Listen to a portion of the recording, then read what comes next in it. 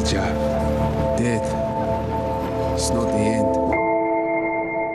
It's more of a stepping off point. I chose my people.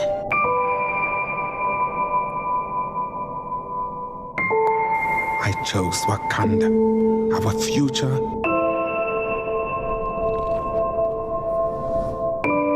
I cannot stay here with you.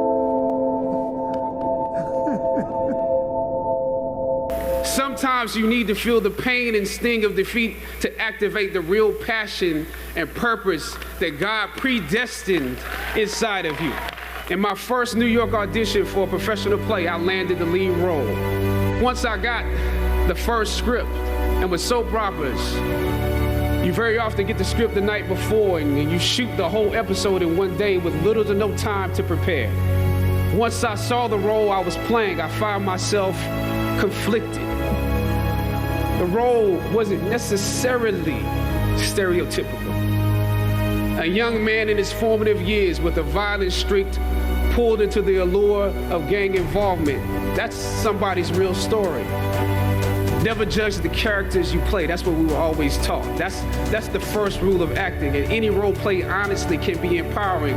But I was conflicted because this role seemed to be wrapped up in assumptions about us as black folk. The writing failed to search for specificity. Plus, there was barely a glimpse of positivity or talent in the character, barely a glimpse of hope. I would have to make something out of nothing. I was conflicted.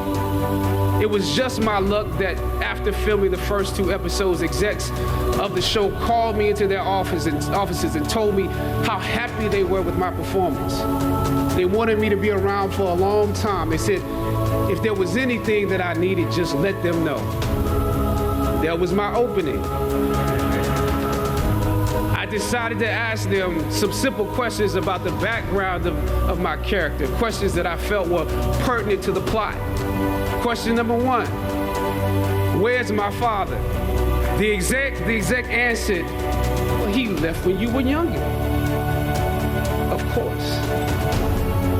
Okay. Question number 2, in this script, it alluded to my mother not being equipped to operate as a good parent. So why exactly would my little brother and I have to go into foster care? Matter of factly, he answered, well, of course, she's on heroin. That could be real, I guess. But I didn't want to assume that's what it was. If we're around here assuming that the black characters in the show are criminals on drugs and deadbeat parents, then that would probably be stereotypical, wouldn't it? One of the execs pulled out my resume and began studying it. The other exec wore a smile, trying to live up to what they had promised me only a few moments before. If there's anything you need, just let us know. She said, as you have seen, things move really fast around here. But we are more than happy to connect you with the writers if you have suggestions. Yeah, I said, that would be great. I said, because I'm just trying to do my homework on this. I didn't know if you guys had decided on all the facts, but maybe there's some things we could come up with, some talent or gift that we could build. Maybe he's really good at math or something. He has to be active. I'm doing my best not to play this character like a victim. So you went to Howard University, huh? The exec holding my resume interrupted, peeking over the pages. Yes, I said proudly. He slid my resume back in his desk and said, thank you for your concerns. We'll be watching you. I left the office. I shot the episode I had come in to shoot on that day. Probably the best one I did out of the 3 because I got what was bothering me off my chest. I was let go from that job on the next day. A phone call from my agent. They decided to go another way. Anybody that's ever been fired knows what I'm talking about. Even if you really don't want the job, when they let you go, it's like any breakup. You act like you don't care. I didn't need that damn job anyway. I didn't need them.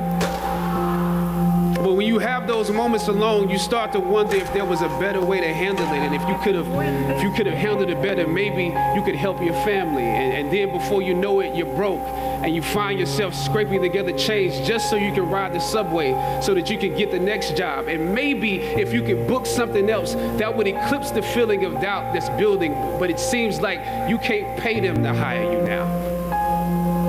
My agents at the time told me it might be a while before I got a job acting on screen again. As conflicted as I was before I lost the job, as adamant as I was about the need to speak truth to power, I found myself even more conflicted afterwards. But that was fine, because I never wanted to act in the first place. And I definitely didn't want to be caught dead going after a fake Hollywood pipe dream. I'm more of a writer-director anyway, so forget their stories. I can tell my own stories. But am I actually blackballed? We're hesitant about sending you out to some people right now because there is a stigma that you're difficult. When I dare to challenge the system that would relegate us to victims and stereotypes with no clear historical backgrounds, no hopes or talents, when I questioned that method of portrayal, a different path opened up for me. The path to my destiny. I stand here today knowing that my Howard University education prepared me to play Jackie Robinson. No, give me up. No, like this straight up. No, give me up. James Brown. See, I can't never quit when it get hard. You quit, you're going backwards, you're dead. No, I take it, and I take it, and I flip it. I goes forward. Gave a statement to the police early that morning. She knew then the car had been stopped. You've been lying all along. No, it wasn't rape. What about the skin under her nails? And T'Challa. Wakanda forever!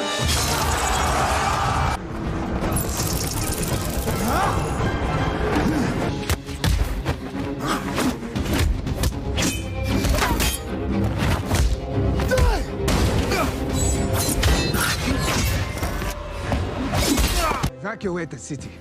Engage all defenses. And get this man a shield. I never yielded! And as you can see, I am not dead!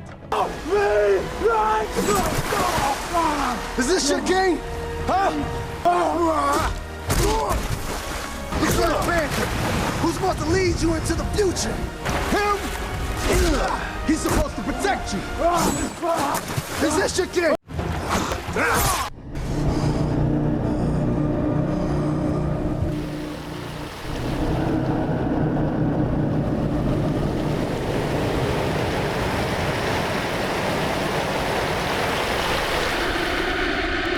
All of it's been very personal, just watching the kids experience it. And for me, I would say, they're two little kids, Ian and Taylor, who recently passed from cancer. And throughout our filming, I was communicating with them, knowing that they were both terminal. And what they said to me is, and their parents said, they're trying to hold on till this movie comes. And to a certain degree, you hear them say that and you're like, wow, that's like, I gotta get up and go to the gym. I gotta get up and go to work. I gotta learn these lines. I gotta work on this accent. Seeing how devoted all of my castmates are, and knowing that will be something meaningful to them. But it's, to a certain degree, it's a humbling experience, because you're like, this can't mean that much to them, But seeing how the world has taken this on, seeing how the movement and how it's taken on a life of its own, I realized that they anticipated something great. And I think back now to a kid, and just waiting for Christmas to come, waiting for my birthday to come, waiting for a toy that I was going to get a chance to experience, or a video game. I did live life waiting for those moments. And so it put me back in the mind of being a kid, just to experience those two little boys' anticipation of this movie. And when I found out that they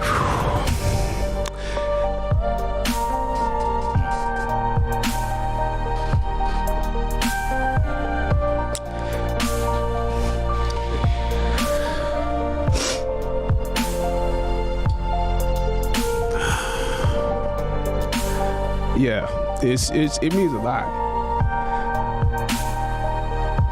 Sometimes you need to get knocked down before you can really figure out what your fight is and how you need to fight it. Hear me well on this day.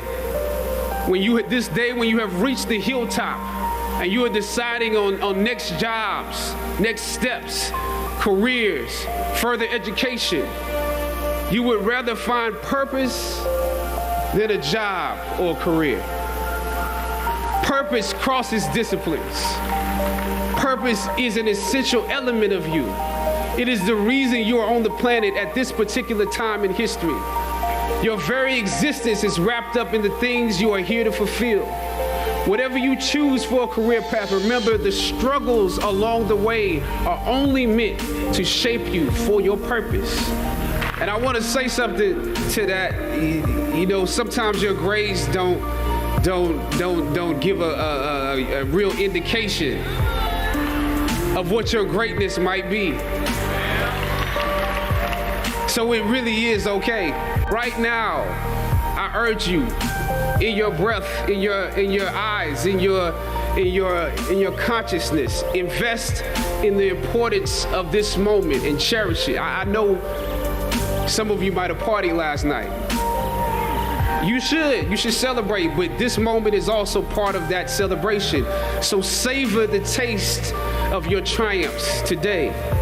Don't just swallow the moment whole without digesting what has actually happened here. Look down over what you conquered and appreciate what God has brought you through. But if you're willing to take the harder way, the more complicated one, the one with more failures at first than successes, the one that has ultimately proven to have more meaning, more victory, more glory, then you will not regret it. Now, this is your time.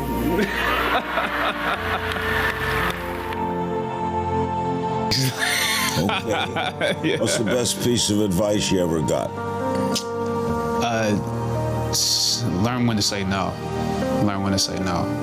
What's the worst piece of advice you ever got? YOLO, you only live once. Superpower you wish you had in real life?